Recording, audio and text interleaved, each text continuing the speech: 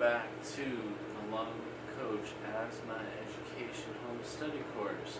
This is lesson 5, where we're going to be talking about irritants and other triggers. While a primary cause of asthma exacerbations or attacks is allergy related, these other triggers are also very important to consider because some of the intensity of these attacks can be very severe and cause asthma-related deaths. So, to dive right in, exercise can actually be a very potent trigger, especially in kids with exercise-induced asthma. In these children, one of the best ways to manage this is to pre-treat with your rescue inhaler, your albuterol, your Ventolin, your Pro-Air, but basically albuterol before the child exercises or before you exercise. Cold also is another trigger that can cause, especially exercise in the cold, can be a really potent combo. People who run in cold temperatures a lot of times will start wheezing and become tight and cough and need their treatments right away. Viruses, very important that you monitor young babies, infants, and small children for RSV or respiratory syncytial virus.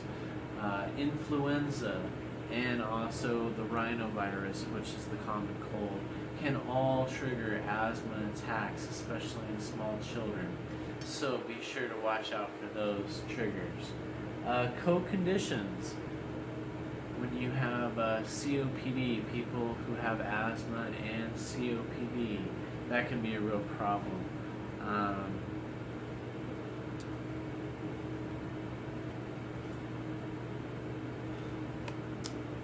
GERD, which is gastro reflux disease, is when you can eat and have indigestion and reflux in your esophagus and come up your esophagus and down your trachea, which can also trigger attacks. So GERD is a co-condition that some children have, some adults have, but this can also cause asthma exacerbations.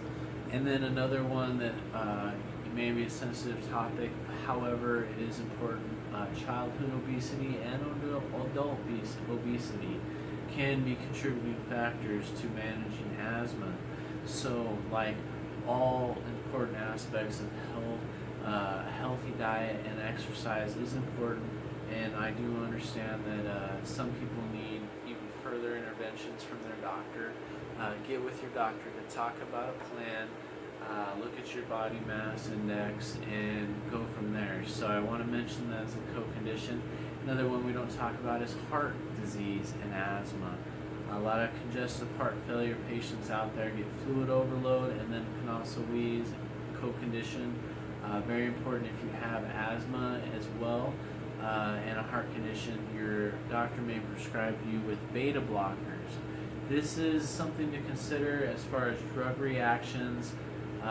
Beta blockers actually reduce the effectiveness of albuterol, which is the #1 drug to treat emergency asthma symptoms. So, some doctors don't want you taking beta blockers if you have moderate to severe asthma. They want you to switch, but other physicians will evaluate your heart conditions and say, stay on the beta blockers. So that's an important part that you need to talk with your physician about drugs. Another drug condition you want to watch out for is NSAIDs or pain relievers. Ibuprofen and aspirin can trigger some very fatal asthma attacks. You don't want to give children aspirin anyway, but adults, sometimes heart patients, will also be on children's aspirin, baby aspirin. They'll chew aspirin daily. You just want to be careful. You might not be able to take aspirin. You may have to switch to Tylenol or other NSAIDs if you start having asthma symptoms from these drug reactions. And then one final condition I want to talk about as far as irritants is cigarette smoke. This is my little rant here, okay? This is my 2-minute rant on cigarettes.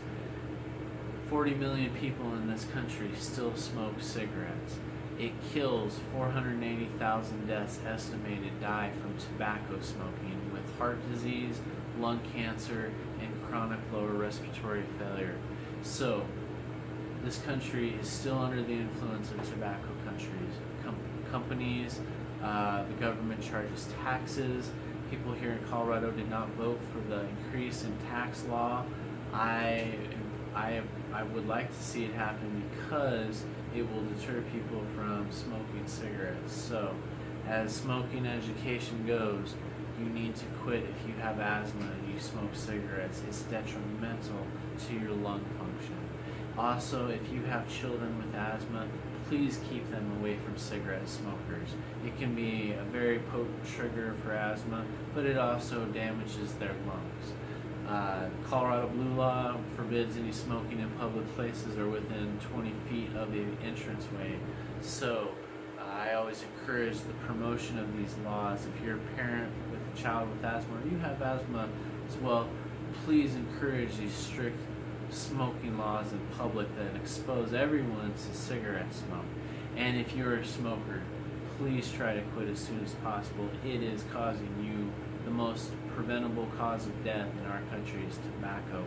According to National Jewish Health, they put out a community survey assessment saying it's one of the leading causes of death, in fact the most number one preventable cause of death. So please quit smoking. I encourage everyone, get on a smoking cessation program, call 1-800-QUIT line, do whatever it takes.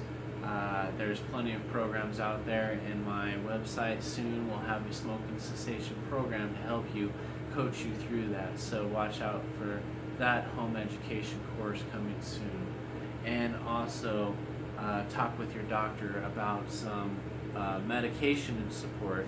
Chantix, I've heard good things and bad things, that it can cause some side effects, especially if you have a psychiatric history. So once again, get with your physician, but there's some Wellbutrin is another medication they can give to help you quit smoking. So good luck in your cause in doing this. And if you're a parent with a child with asthma or you have asthma, please avoid cigarette smoke and encourage strong restrictions on public smoking.